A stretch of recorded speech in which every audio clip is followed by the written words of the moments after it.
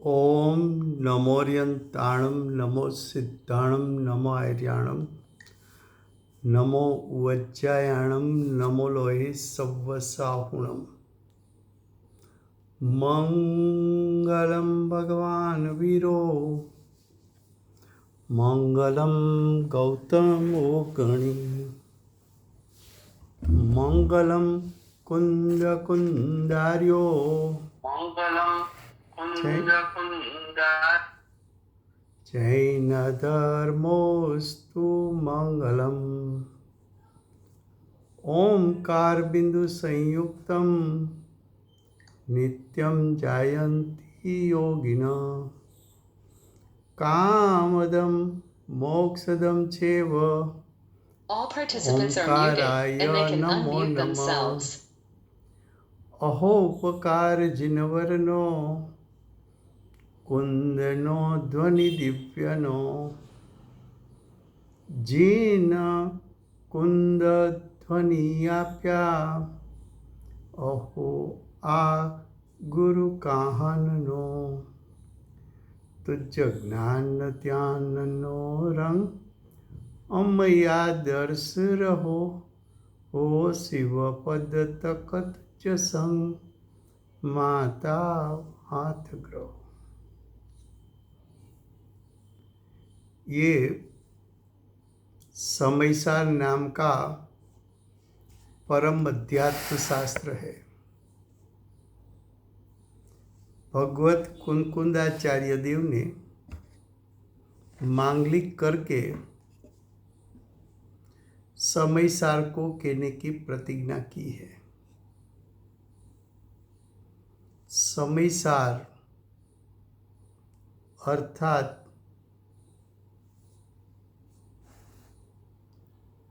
जो चैतन्यमयी है, ज्ञान दर्शनमयी है,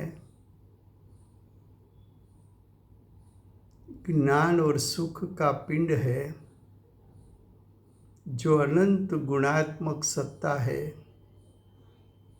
जो अनंत शक्ति रूप सत्ता है, उसको समयसार कहने में आता है। ऐसा समयसार का स्वरूप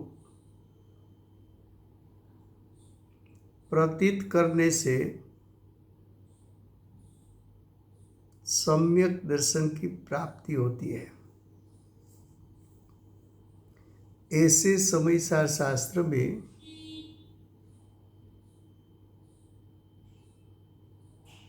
कर्ता कर्म अधिकार चलता है। कर्ता कर्म अधिकार की गाथा 96 गाथा 96 उसका हेडिंग है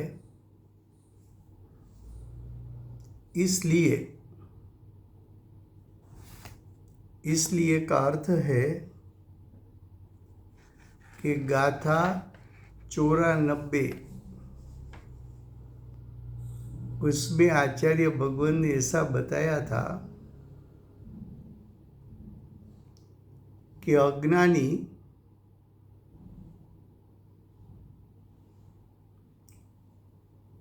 ज्ञायक स्वभाव और क्रोध दोनों को एक में करके क्रोध में हूं ऐसा अज्ञान के कारण उसको 3 प्रकार का चैतन्य विकार उत्पन्न होता है। मिथ्या दर्शन, अज्ञान और अविरति भाव। ये 94 गाथा में बताया था। 95 गाथा में ऐसा बताया कि अज्ञानी जीव धर्म द्रव्य, अधर्म द्रव्य आकाश द्रव्य, काल द्रव्य, उद्गल द्रव्य और अन्य जीव द्रव्य, ये द्रव्य, वो द्रव्य स्वरूप मैं हूं, ऐसा जो विकल्प उसने खड़ा किया वो अज्ञान है। और अज्ञान के कारण अज्ञानी को मोह राग द्वेष यानी सोपाधिक भाव उत्पन्न होता है।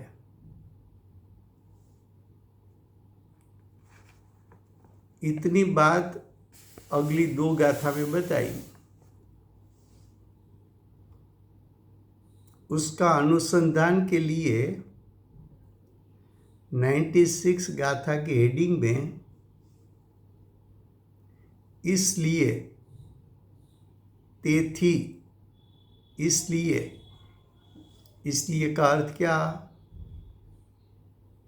तो कि जो जीव ज्ञायक स्वभाव और क्रोधादि भाव उसको एक वेग करने वाला अज्ञानी है, और जो जीव ज्ञायक स्वभाव और अन्य द्रव्य धर्म अधर्म आदि उसको एक मेक जानता है, वो भी अज्ञानी है।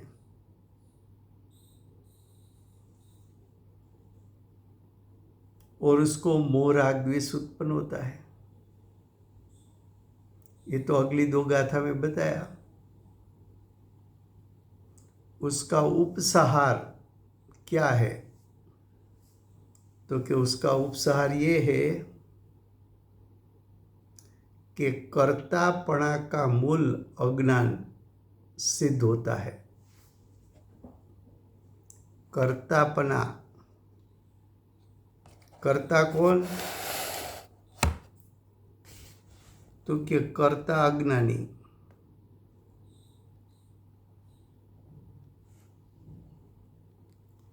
अज्ञानी का कर्म क्या?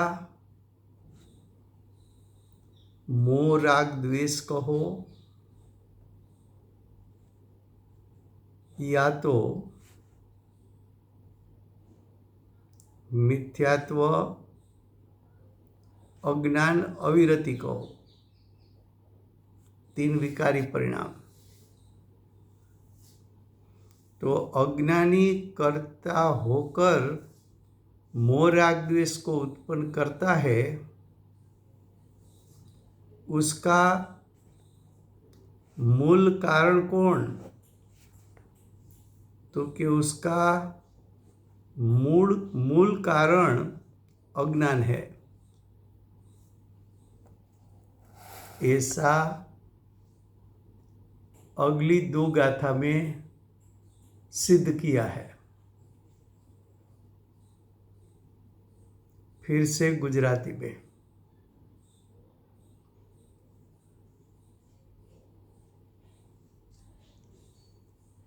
कर्ता कर्म अधिकार चाले छे।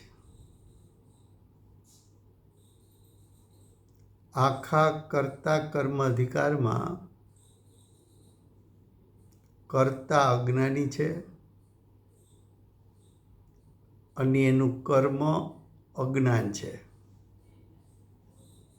અથવા અજ્ઞાની કર્તા છે અને મોહ રાગ દ્વેષ એનું કર્મ છે। એવા કર્તા કર્મ અધિકારમાં ગાથા 96 એનું હેડિંગ છે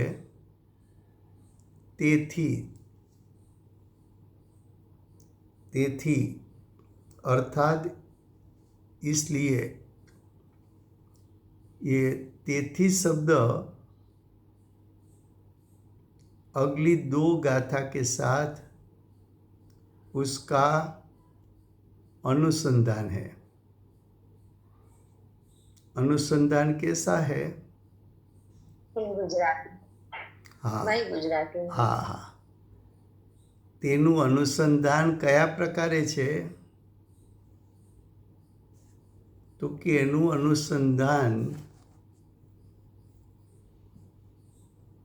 એમ છે કે 94 ગાથામાં એમ કહ્યું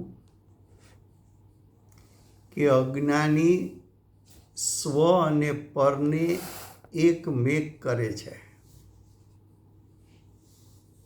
સ્વ એટલે પોતાનો જ્ઞાયક સ્વભાવ અને પર એટલે ક્રોધાદિ.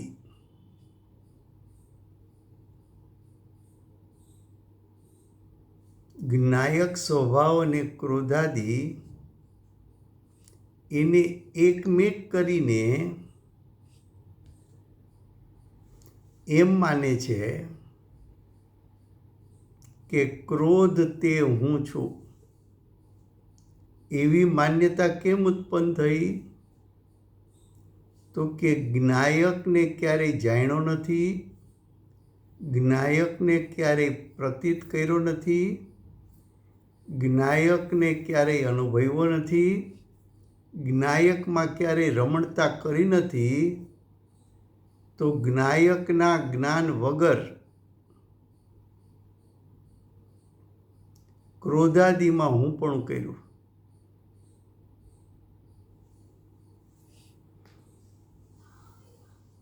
તો ક્રોધાદિ પર છે. પર કેમ છે? आज शिवपुरी से रश्मि का मैसेज था कि रागादि परिणाम है, उसको पुद्गल द्रव्य कहा तो उसको कैसे समझाया जाए. तो उसका साथ में उत्तर दे देते हैं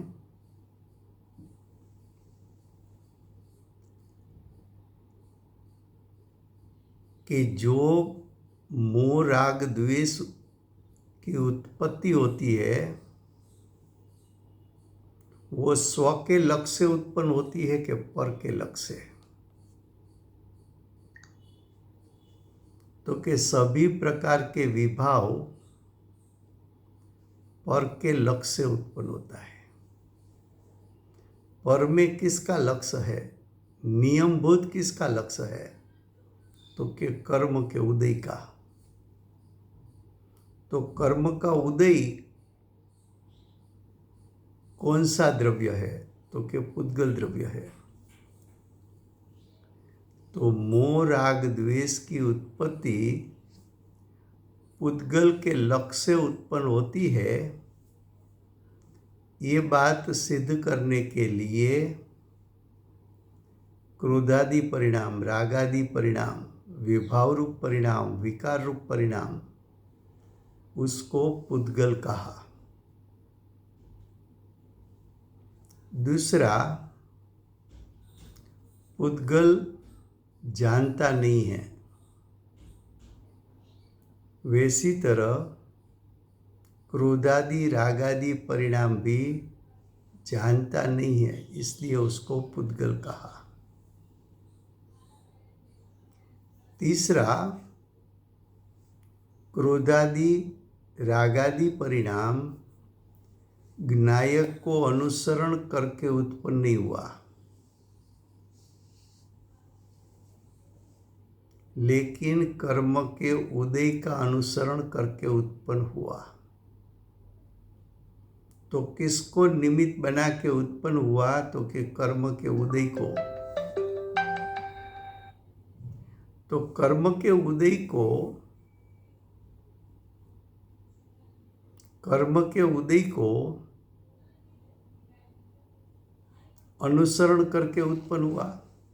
तो कर्म का उदय पुद्गल है, इसलिए क्रोधादि रागादि को पुद्गल कहा. क्रोधादि रागादि स्वभाव रूप परिणाम नहीं है, नैमित्तिक परिणाम है, और उसमें निमित्त पुद्गल है। इसलिए उसको किसके निमित्त से हुआ वो दर्शाने के लिए क्रोधादि रागादि को पुद्गल का परिणाम कहा। एक और बात कि क्रोधादि रागादि संयोगी भाव है। संयोगी भाव संयोग में जुड़ने से उत्पन्न होता है। तो संयोगी भाव तो कर्म का उदय संयोग है, उसमें जुड़ने से उत्पन्न हुआ।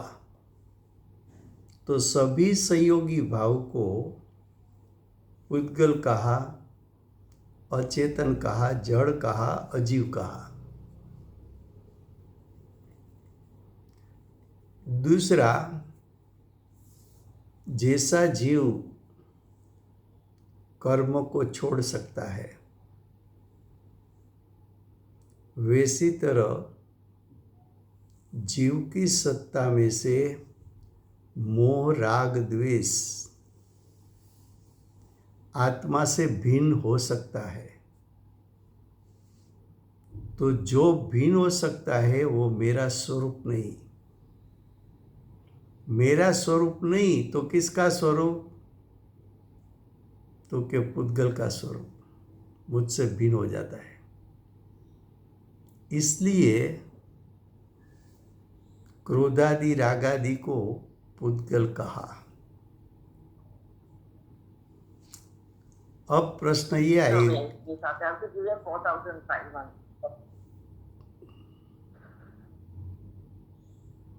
All participants are muted and they can unmute themselves. अब प्रश्न ये होगा कि रागादि भाव उत्पन्न होता है जीव की सत्ता में,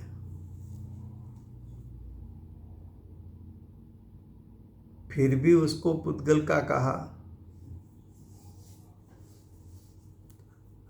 तो कि जैसे कोई भारत में रहता है लेकिन दुश्मन देश पाकिस्तान के लिए कार्य करता है, तो उसको भारतीय कहने में आता नहीं।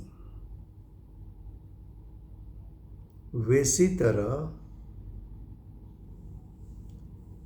ये जो क्रोधादि रागादि उत्पन्न हुआ वो कर्म के संग से उत्पन्न हुआ, ज्ञायक स्वभाव के अवलंबन लेकर नहीं हुआ, खड़ा हुआ। वो अपने स्वभाव को त्याग कर उत्पन्न हुआ है। इसलिए वो स्वरूप मेरा नहीं। एक और बात कि रागादि क्रोधादि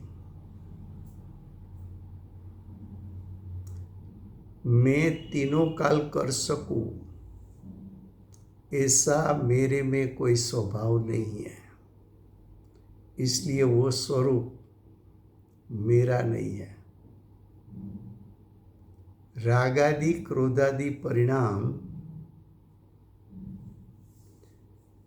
क्षणिक अशुद्ध उपादान से उत्पन्न हुआ है, शुद्ध उपादान से नहीं उत्पन्न हुआ।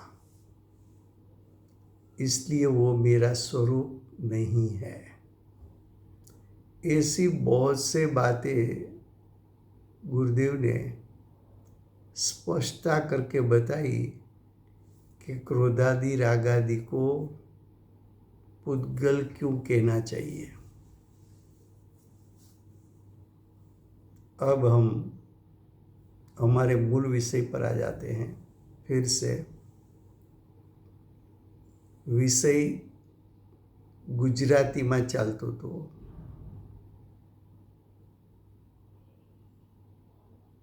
કે 94-95 ગાથામાં આચાર્ય ભગવંતે એમ કહ્યું કે ક્રોધાદિ પર છે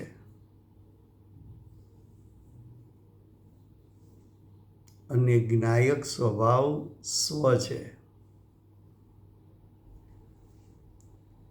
સ્વને પર રૂપે કરતો અને પરને સ્વરૂપે કરતો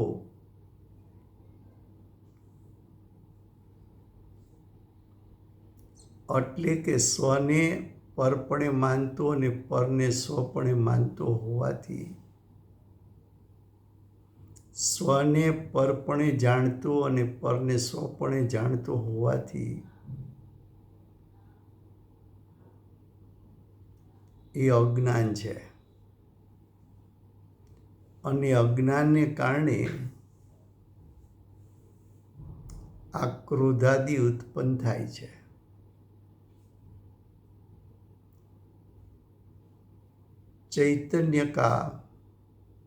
ચૈતન્યનો સવિકાર ઉત્પન્ન થાય છે એવું 94 ગાથામાં કહ્યું. 95 ગાથામાં એમ કહ્યું કે હું જ્ઞાયક છું. ધર્મ અધર્મ આકાશ કાળ પૂતગલ અને અન્ય જીવો એ મારાથી પર છે, પણ અજ્ઞાની જ્ઞાયકને ધર્માદિ સ્વરૂપે કરતો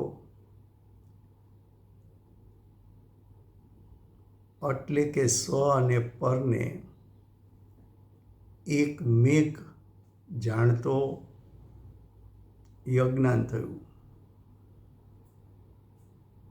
અજ્ઞાન થયું ત્યારે મોહ રાગ દ્વેષની ઉત્પત્તિ થઈ, સવિકાર પણ ઉત્પન્ન થયું, ઉપાધિ ઉત્પન્ન થઈ. સોપાધિ પરિણામ કયા હતા? તો કે આ જીવ ક્રોધાદિનો હું કરતા છું, પરદ્રવ્યના પરિણામનો હું કરતા છું, એવા ભાવોની ઉત્પત્તિ મૂળ અજ્ઞાનમાંથી થાય છે એમ 94-95 ગાથાથી સિદ્ધ થયું. તો 96 ગાથાનું હેડિંગ છે તેથી કર્તાપણાનું મૂળ કર્તા અજ્ઞાની, કર્મ મોહ રાગ દ્વેષ કયો, મિથ્યાત્વ અજ્ઞાન અવિરતિ કયો, એવી કર્તા કર્મ પ્રવૃત્તિ એની ઉત્પત્તિનું મૂળ અજ્ઞાન છે એમ સિદ્ધ થયું. એટલું કહ્યા પછી હવે કહે છે, એમ હવે કહે છે. આ બધાનું મૂળ અજ્ઞાન છે એમ કહે છે. अब गाथा 96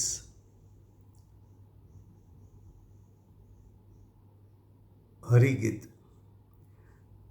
जीव मंद बुद्धि ए रीते परद्रव्यने निज रूप करे, निज आत्मने पण ए रीते अज्ञान भावे पर करे.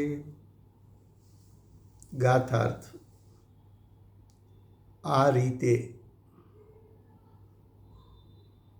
मंद बुद्धि, मंद बुद्धि का अर्थ है अज्ञानी, अल्पज्ञानी, मिथ्याज्ञानी।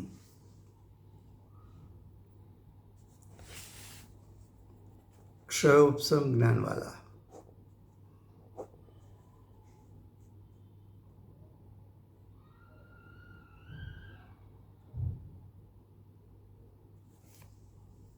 तो कि इस प्रकार मंद बुद्धि अर्थात अज्ञानी अज्ञान भाव से,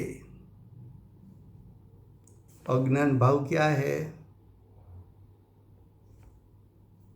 तो 94 गाथा में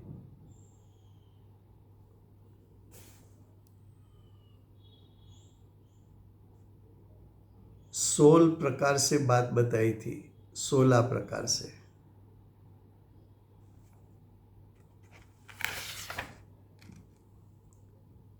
पेज नंबर 171 का जो प्रथम पैराग्राफ है वहाँ बताया था ना कि क्रोध के स्थान पर मान, माया, लोभ, मोह, राग, द्वेष, कर्म, नौकर्म, मन, वचन, काया, श्रोत, चक्षु, घ्राण, रसन और स्पर्शन, ये 16 सूत्रों, ये सब में अज्ञानी ने क्या किया? तो कि उसमें हूं पना किया, परद्रव्य को स्वयं रूप किया। फिर से गाथार्थ। इस प्रकार मंद बुद्धि अर्थात अज्ञानी अर्थात मोह, राग, द्वेष आदि मेरा स्वरूप है। क्रोधादि तो पर है, पर को मेरा स्वरूप जानना, ऐसे ज्ञान, उसको अज्ञान कहा, और ऐसे अज्ञान को धरने वाला अज्ञानी कहा।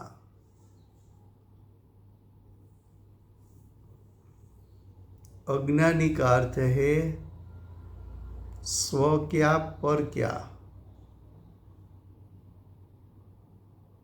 उसका भेद ज्ञान नहीं है। ज्ञायक को विषय ही नहीं बनाया, और क्रोधादि में तन्मय होकर क्रोधादि मेरा स्वरूप है।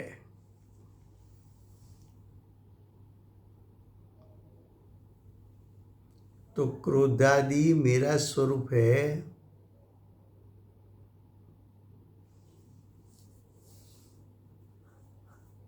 ऐसा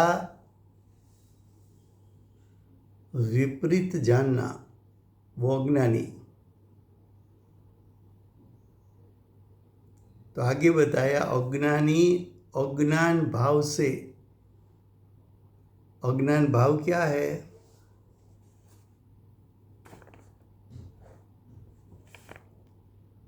स्व पर को एक रूप जानना।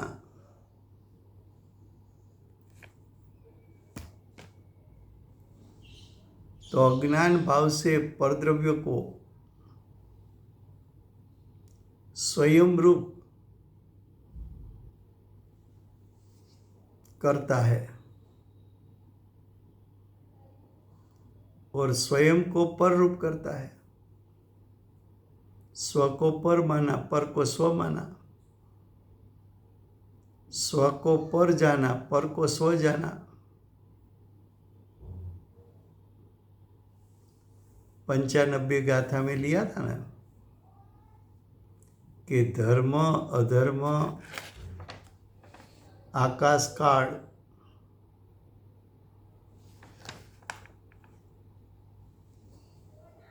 पुद्गल और जीव ये सब मैं हूँ, ऐसी विपरीत मान्यता, ऐसा विपरीत ज्ञान और ऐसा विपरीत आचरण तब जीव की दशा में मिथ्या दर्शन, मिथ्या ज्ञान, मिथ्या चारित्र खड़ा हुआ।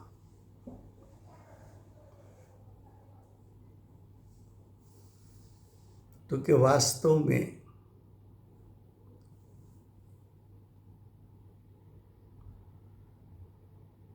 मैं क्रोध हूँ, मैं धर्म द्रव्य हूँ,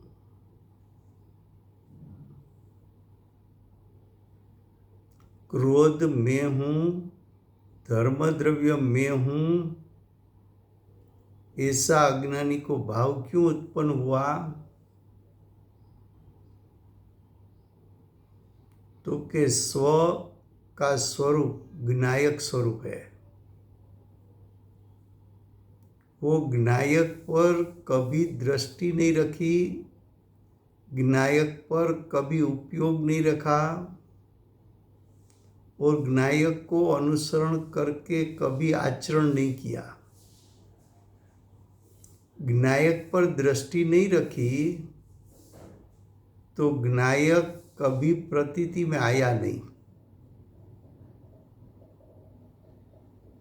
और उपयोग को ज्ञायक सन्मुख किया नहीं तो ज्ञायक जो अनंत गुणात्मक है, परिपूर्ण है, शुद्ध है, उसके स्वरूप का कभी ज्ञान किया नहीं और ज्ञायक को अनुसरण करके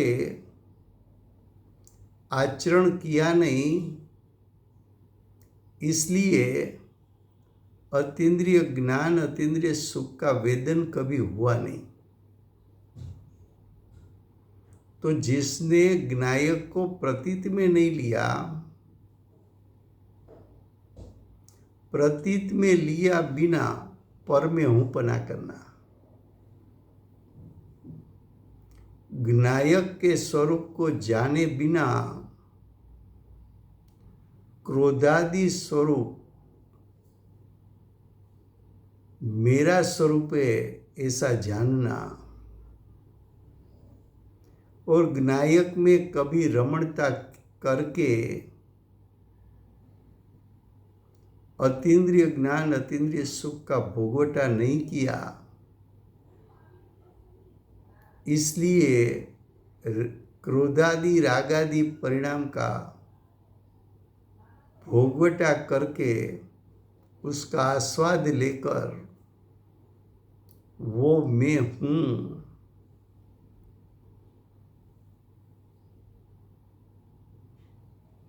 ऐसा विपरीत अभिप्राय, विपरीत ज्ञान खड़ा किया। तो कि ऐसा अज्ञानी को मंद बुद्धि कहा, जिसने ज्ञायक को कभी जाना नहीं, जिसने कभी स्वपर के बीच में भेद ज्ञान किया नहीं, वो मंद बुद्धि है, अज्ञानी है, विपरीत ज्ञान का धारक है। स्व की जानकारी छोड़कर विभाव और पर को जानने में उपयोग लगाया, वो अज्ञानी है।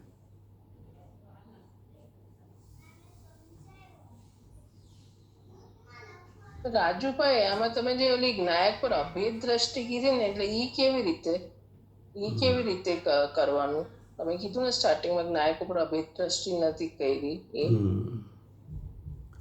तो कि जीव की सत्ता में જ્યારે રાગાદि ઉત્પન્ન થાય છે તો આ રાગ છે, આ ક્રોધ છે, એમ ખરેખર પોતાનું જ્ઞાન જાણે છે ખરું?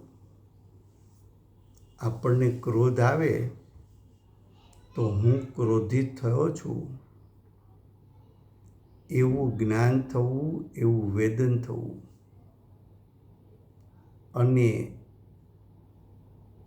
એવું જાણપણું થવું એ થઈ રહ્યું છે. પણ એ કાળે ક્રોધાદિ ઉત્પન્ન થયા ત્યારે એ કાળે ક્રોધને ક્રોધપણે જાણનાર જ્ઞાન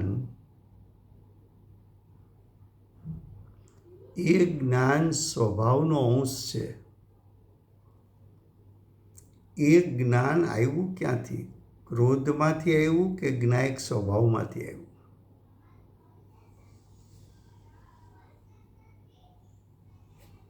તો કે એ જ્ઞાન તો જ્ઞાયક સ્વભાવમાંથી આવે, જ્ઞાયક સ્વભાવમાં છે.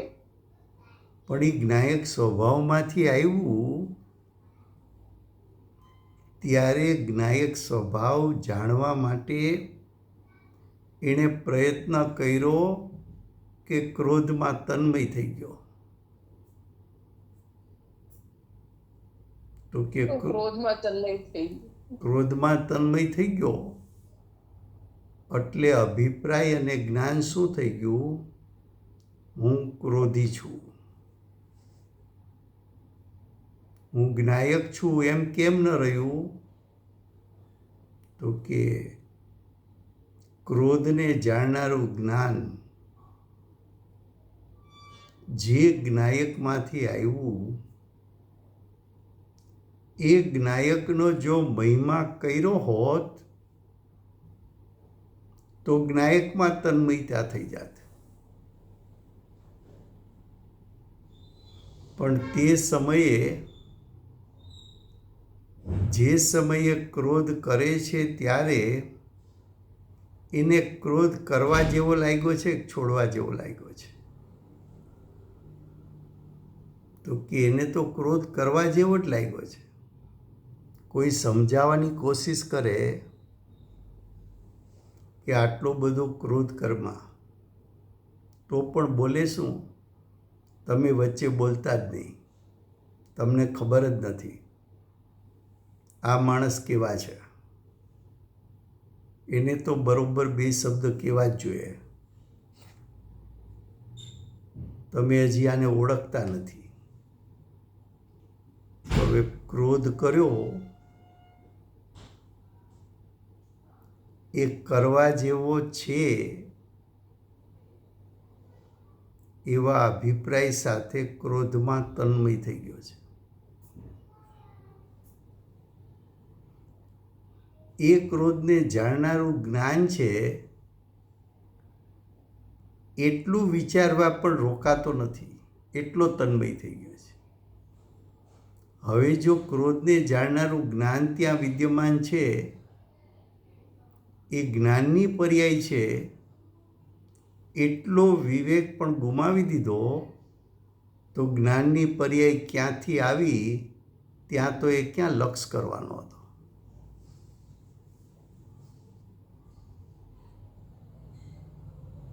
એટલે જ્ઞાયકને ઇગ્નોર કરી દીધો, જ્ઞાયકને ગૌણ કરી દીધો, ક્રોધને મુખ્ય કરી દીધો. એ ક્રોધમાં છુપાયેલો મહિમાવંત, ત્રણ કાળ ત્રણ લોકને જાણવાના સામર્થ્યવાળો જ્ઞાયક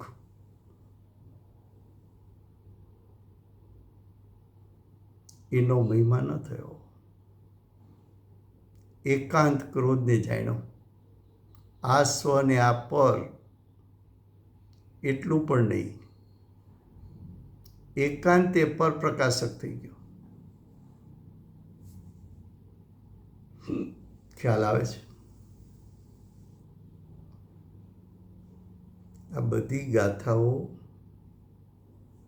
ભેદ જ્ઞાન માટે છે. આત્માની અનુભૂતિ તરફ લઈ જવું છે. આ અજ્ઞાનની વાત શું કામ કરી? અજ્ઞાન કરવા માટે કે અજ્ઞાન છોડવા માટે? તો કે અજ્ઞાન છોડવા માટે. અજ્ઞાન કરવા જેવું છે એવો ઉપદેશ આપવો છે કે અજ્ઞાન છોડવા જેવું છે એવો ઉપદેશ આપવો છે?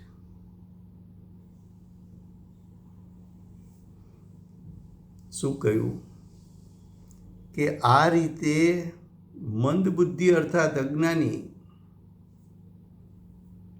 અજ્ઞાન ભાવથી પરદ્રવ્યોને,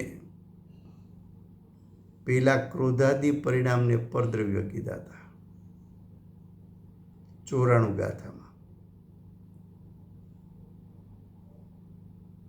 95 ગાથામાં ધર્મ અધર્મ આકાશકાળ પૂતગલ અને અન્ય જીવોને પરદ્રવ્ય કીધા.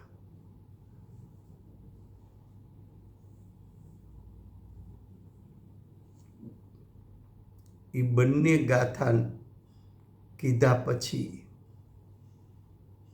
એના અનુસંધાનમાં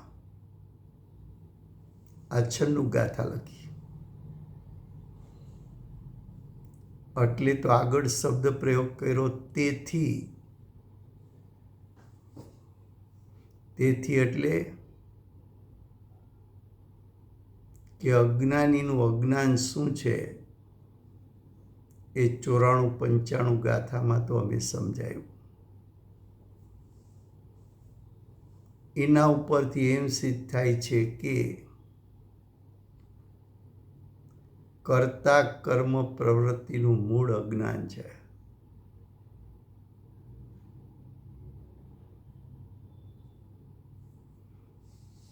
હવે ટીકા.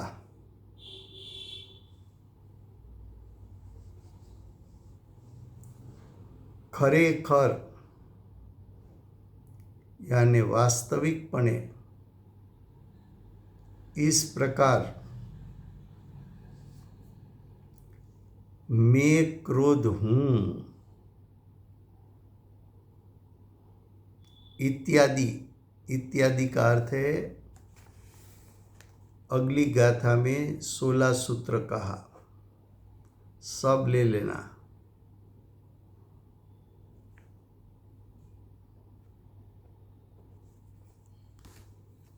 इत्यादि यानी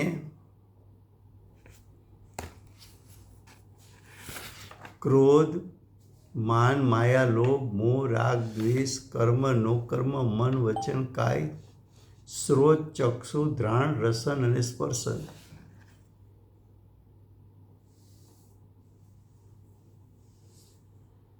सब में क्या किया? जैसा किया कि मैं क्रोध हूं, मैं मान हूं, मैं माया हूं, मैं लोभ हूं, मैं मोह हूं, मैं राग हूं, मैं द्वेष हूं, मैं मन हूं, मैं वचन हूं, मैं काय हूं, मैं कर्म हूं, मैं नो कर्म हूं इत्यादि. आगे बताया. और मैं धर्म द्रव्य हूं इत्यादि. मैं धर्म द्रव्य हूं, मैं अधर्म द्रव्य हूं, मैं आकाश द्रव्य हूं, मैं काल द्रव्य हूं, मैं पुद्गल द्रव्य हूं, मैं अन्य जीव स्वरूप हूं.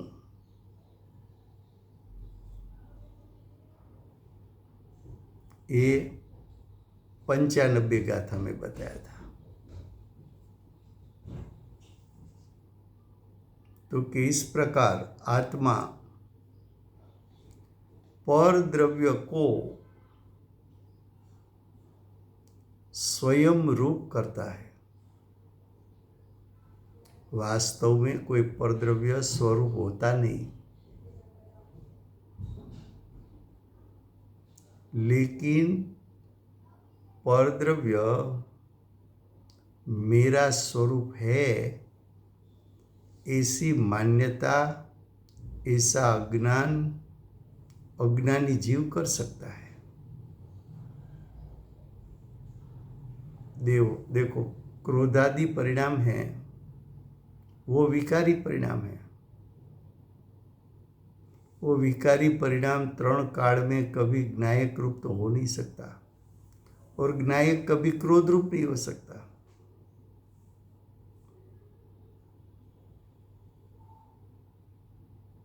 फिर भी अज्ञानी मैं क्रोध स्वरूप हूं, मैं अनंत गुणात्मक हूं, ये बात स्वीकार नहीं किया।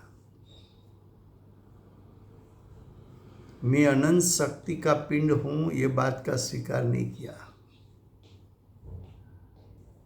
मैं ज्ञान और सुख स्वभावी हूं, ये बात का स्वीकार नहीं किया।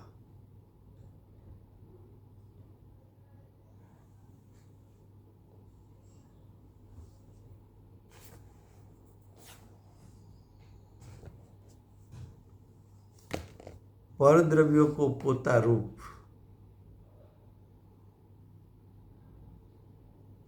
मान्यता में उत्पन्न किया, ज्ञान में उत्पन्न किया, वो ज्ञान अज्ञान है। स्व को स्वरूप जाने, पर को पर रूप जाने, वो सम्यक ज्ञान है। मैं ज्ञायक हूं, चैतन्यमय हूं, ऐसा अस्थि रूप ज्ञान, और क्रोधादि में नहीं हूं, ऐसा नास्ति रूप ज्ञान, दोनों के बीच में विवेक करके क्रोधादि में से उपयोग छोड़कर ज्ञायक स्वभाव में उपयोग की स्थापना करता है, वो ज्ञान सम्यक ज्ञान है।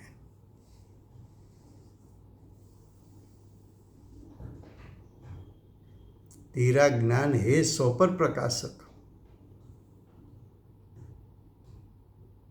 फिर भी तू एकांत पर प्रकाशक बना। तेरी ज्ञान की शक्ति स्वपर प्रकाशक है। स्व को भी ज्ञेय बनाए, पर को भी ज्ञेय बनाए। तेरा ज्ञायक भी ज्ञेय है तेरे लिए, और क्रोध भी ज्ञेय है। लेकिन ज्ञायक तेरा स्वयं का स्वरूप है, क्रोधादि विभाव उद्गल का स्वरूप है।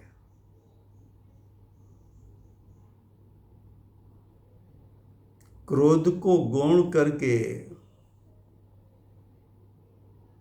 ज्ञायक स्वभाव को मुख्य करके जानना, वो सम्यक ज्ञान।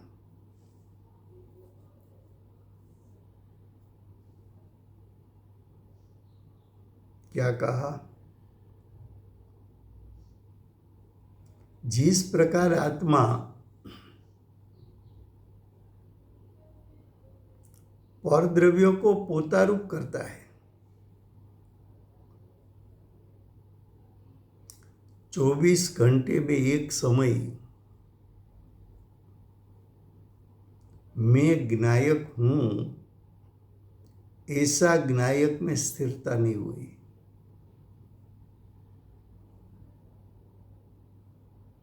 अनादिकाल से हम सब अज्ञानियों का ज्ञान विभावों को जानने में और परद्रव्यों को जानने में, यानी पर के प्रकाश करने में, वो ज्ञान रुका हुआ है।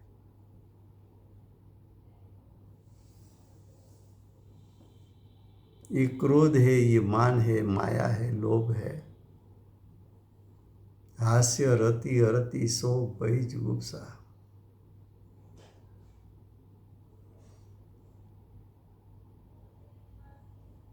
तेरे लिए ये सब भाव पर भाव है। पर भाव को ज्ञान ने जाना, और ज्ञान जिसमें से आया, ऐसे ज्ञायक को नहीं जाना। पर भावों की महिमा आई, इसलिए उपयोग वहां चला गया।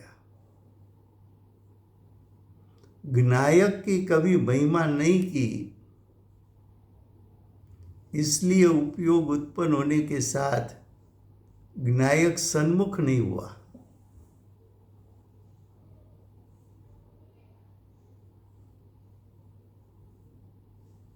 क्या कहा? स्वयं को परद्रव्य रूप करता है।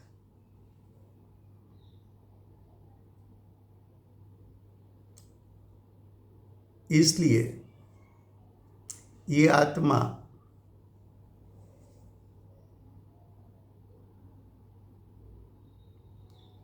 समस्त वस्तुओं के संबंध से रहित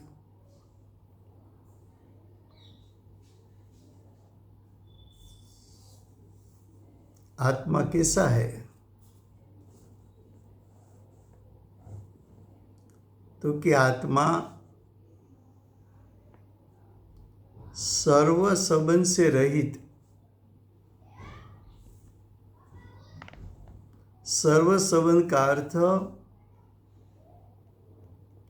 क्रोधादि विकार के संबंध से रहित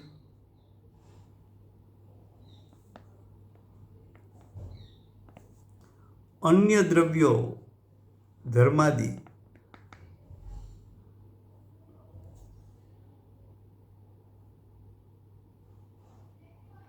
उसके संबंध से आत्मा रहित है।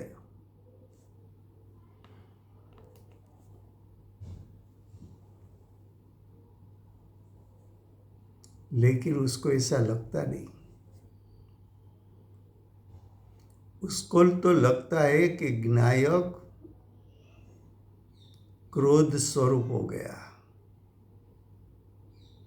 ज्ञायक मान स्वरूप हो गया, ज्ञायक माया स्वरूप हो गया, ज्ञायक लोभ स्वरूप हो गया।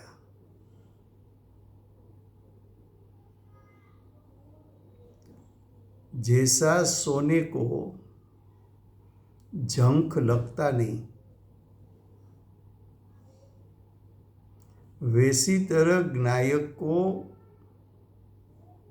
क्रोधादि रागादि उसका स्पर्श होता नहीं कभी।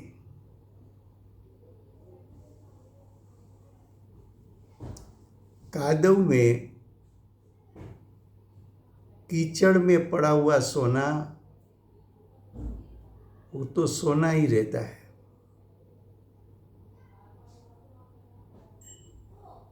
असंख्यात प्रदेश से क्रोधादि उत्पन्न हुआ, फिर भी ज्ञायक तो ज्ञायक रहता है। ज्ञायक का स्वरूप क्या, क्रोधादि का स्वरूप क्या, उसका कभी चिंतन किया नहीं, मनन किया नहीं।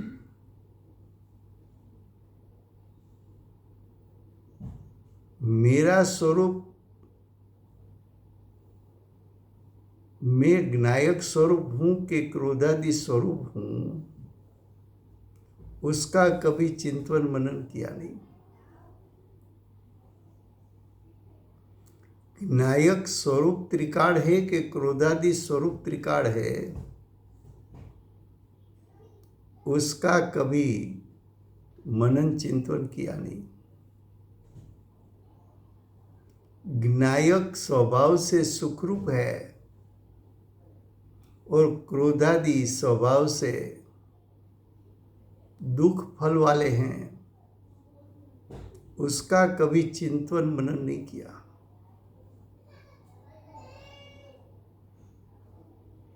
मैं अनंत शक्ति का पिंड ऐसा ज्ञायक और एक समय का क्रोधादि, दो में से मेरा स्वरूप कौन सा है?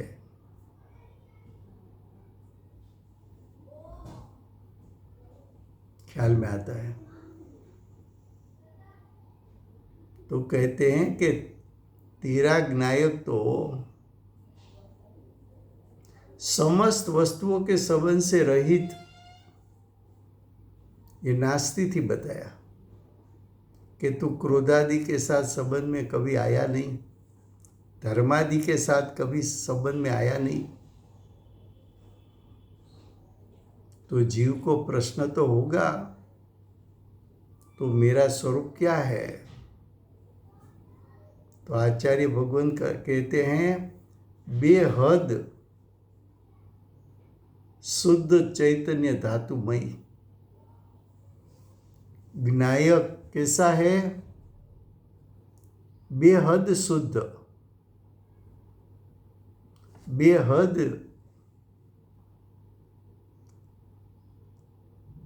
चैतन्यमय, यानी ज्ञान दर्शनमय।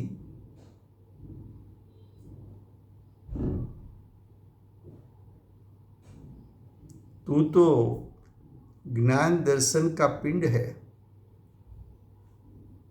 तू शुद्ध है, ज्ञान दर्शन पिंड है।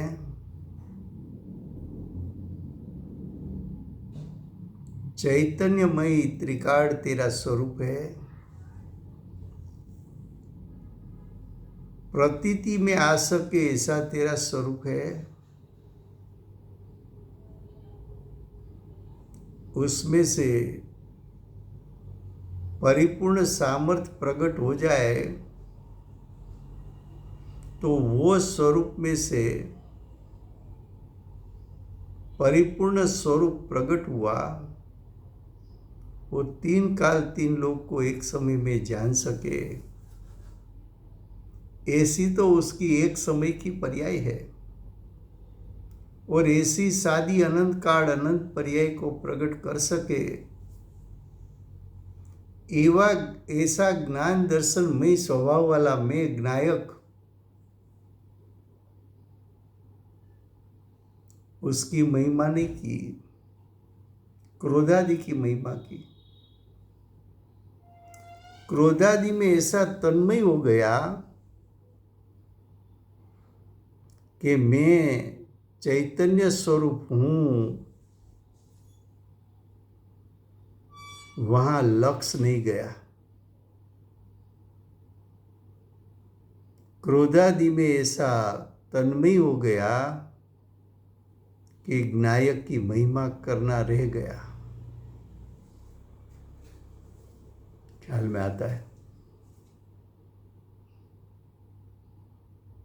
बेहद शुद्ध चैतन्य धातुमय है, फिर भी अज्ञान के कारण ही सविकार और सोपाधिक, सविकार शब्द प्रयोग 94 गाथा में किया था, सोपाधिक शब्द प्रयोग 95 गाथा में किया था। सविकार में हूंपना लिया था क्रोधादि आदि में, और सोपाधिक में हूंपना लिया था धर्म धर्म आकाश काल उद्गल और अन्य जीव, उसमें हूंपना। तो स्विकार और सोपाधिक किया हुआ चैतन्य परिणाम वाला होने से वो प्रकार का स्वयं के भाव का कर्ता